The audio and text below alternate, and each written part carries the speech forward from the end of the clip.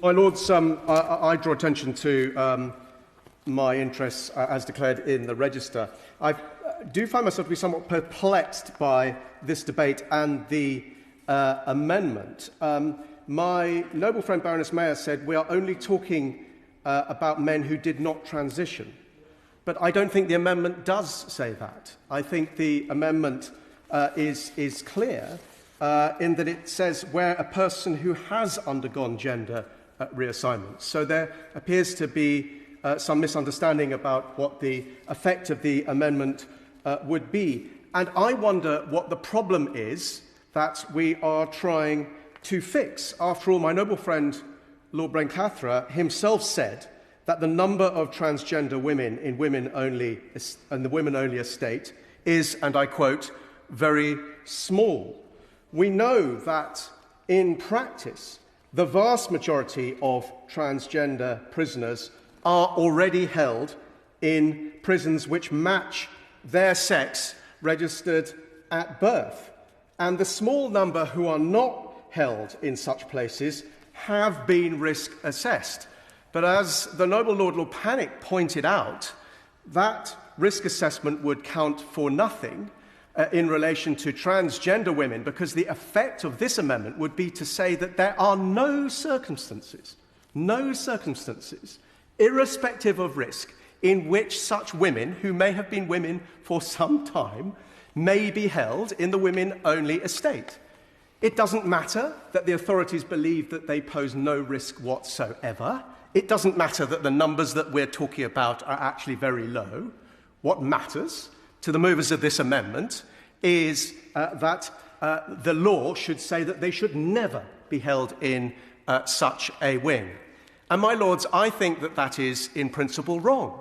It seems to me to be the sense of the whole House that people should be held according to the appropriate accommodation after a risk assessment.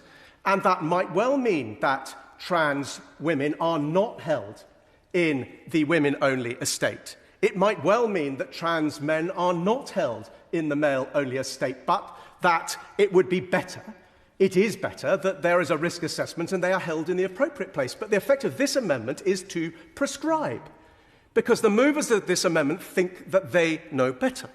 And that, in the end, is the decision that I think we are confronted with. It's a decision about whether we are to be guided by ideology or whether we are to be guided by pragmatism, and I would suggest compassion as well. It was said in advancing this amendment that a reason to accept it is that absent this amendment being passed, no places could be safe for women, not just in prison, but beyond the prison estate. How can that be?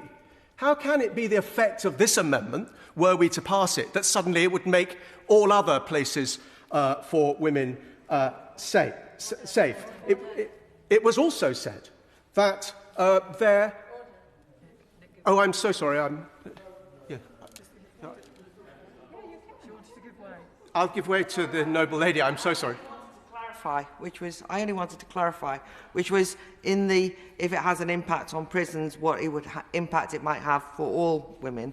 I think what's at issue is the protection of single-sex facilities, single-sex places that are single-sex only, and that is a very important principle, no matter how small the numbers are in this instance, that there is concern about. So I'm at least clarifying why it is that people say it. And it's not just people in this House who say it. This is a widespread concern. Sorry. So I'm just...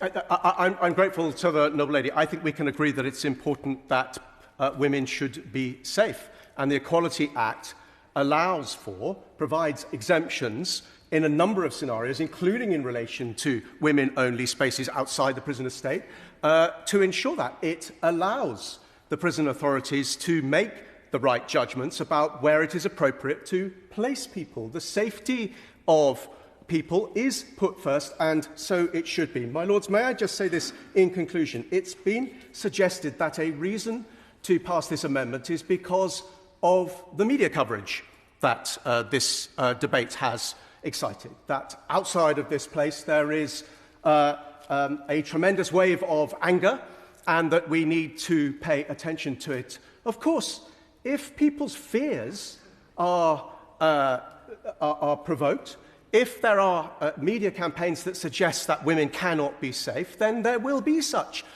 fervent outrage. But that is not a reason for us to depart from the facts. And the facts do not lend support to this approach, which places ideology above pragmatism. And I would therefore urge the government not to accept this amendment.